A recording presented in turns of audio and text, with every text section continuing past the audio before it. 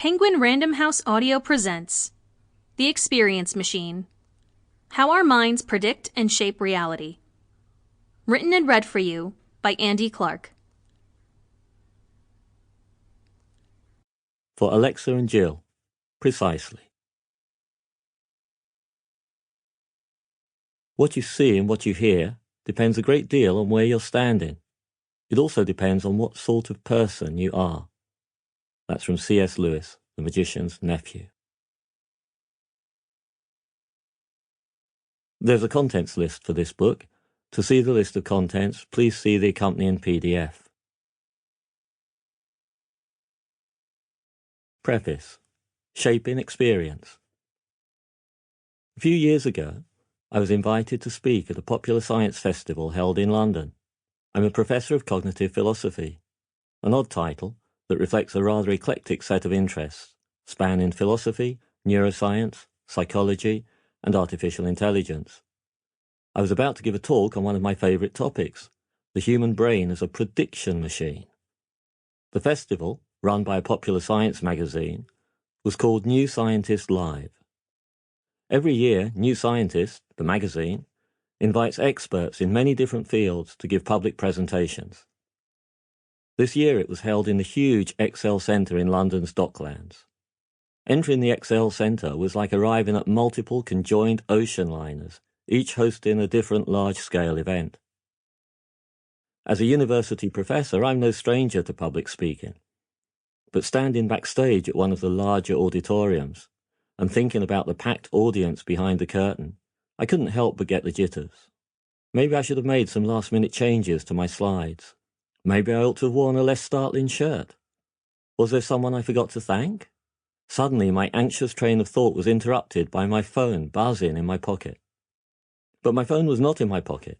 As I quickly remembered, not only had I removed it and placed it under the podium, I'd also set it safely on airplane mode for the entire event. But buzzing I had felt, and clear, strong buzzing too. What I'd experienced was a thoroughly modern phenomenon, a remarkably common trick of the mind now known as phantom vibration syndrome. Given that I'm a chronic long-term phone user, my brain has slowly come to expect the frequent intrusion of pocket buzz, and I'm not the only one. A 2012 study found that 89% of college undergraduates reported feeling phantom phone vibrations. And it's particularly prevalent, apparently, among medical interns, where fake buzzing is strongly associated with stress. In 2013, phantom vibration syndrome was rated Word of the Year by Australia's Macquarie Dictionary. It was fitting that phantom vibrations should intrude just as I was about to launch my presentation, for although such phenomena are well known within psychology and neuroscience, they now fall into place as part of a much grander theory, one that I've been helping construct for the past decade. According to that overarching theory, the topic of my talk, phantom phone vibrations are just one vivid demonstration of the way all human experience is built. According to the new theory called predictive processing, reality as we experience it is built from our own predictions. It was my habitual expectation of pocket buzz that, combined with the stress of the occasion, created a clear buzzing sensation out of whole cloth. Predictive processing speaks to one of the most challenging questions in science and philosophy, the nature of the relationship between our minds and reality. The theory, which has been steadily gaining momentum, changes our understanding of this relationship in ways that have far-reaching implications. Contrary to the standard belief that our senses are a kind of passive window onto the world, what's emerging is a picture of an ever-active brain that's always striving to predict what the world might currently have to offer. These predictions structure and shape the whole of human experience, from the way we interpret a person's facial expression, to our feelings of pain, to our plans for an outing to the cinema. Nothing we do or experience, if the theory is on track, is untouched by our own expectations. Instead, there's a constant give and take in which what we experience reflects not just what the world is currently telling us, but what we, consciously or non-consciously, were expecting it to be telling us. One consequence of this is that we're never simply seeing what's really there, stripped bare of our own anticipations, or insulated from our own past experiences.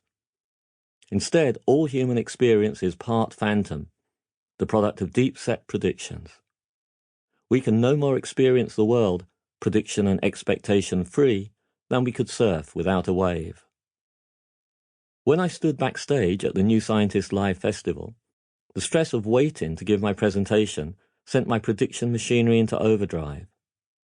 Given my lifetime of experience, I didn't expect the floor to suddenly turn to jelly underneath me or an anvil to fall cartoon-like on my head.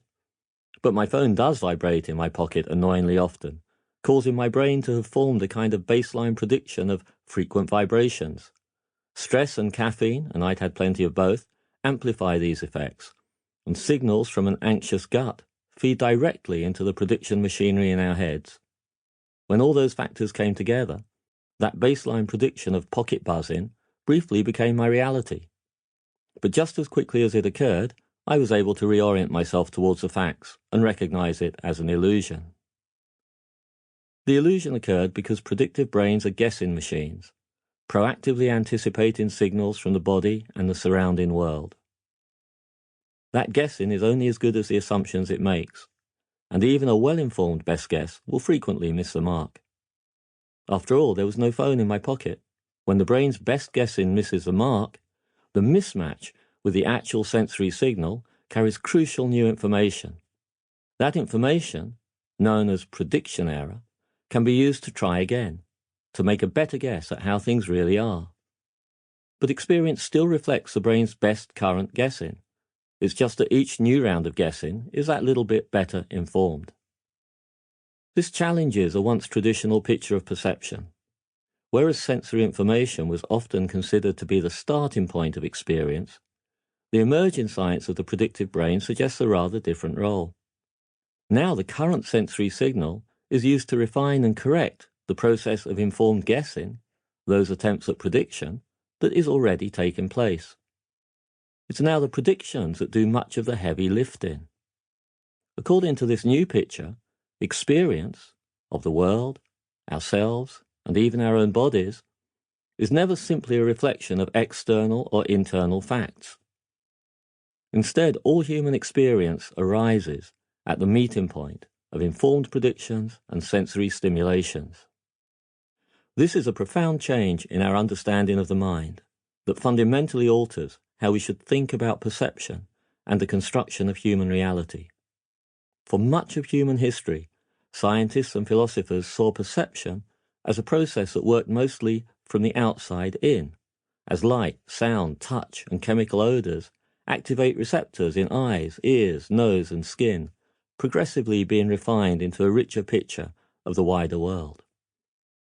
Even well into the 21st century, leading models in both neuroscience and artificial intelligence retain core elements of that view. The new science of predictive processing flips that traditional story on its head.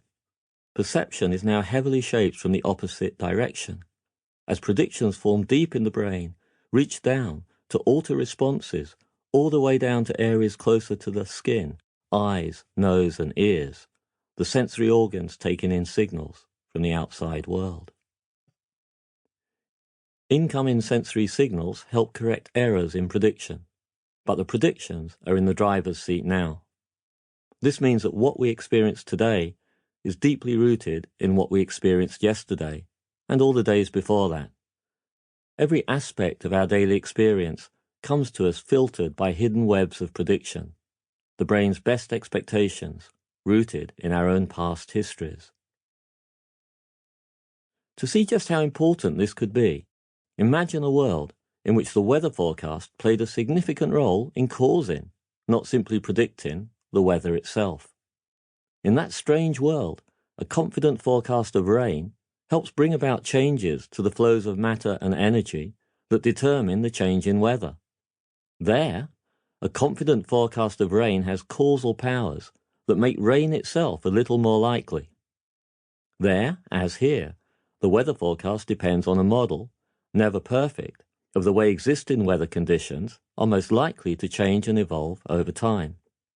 But in that world, the weather you get, in the here and now, reflects a kind of combination of the effects of the prior forecast and pre-existing. Sample complete. Ready to continue?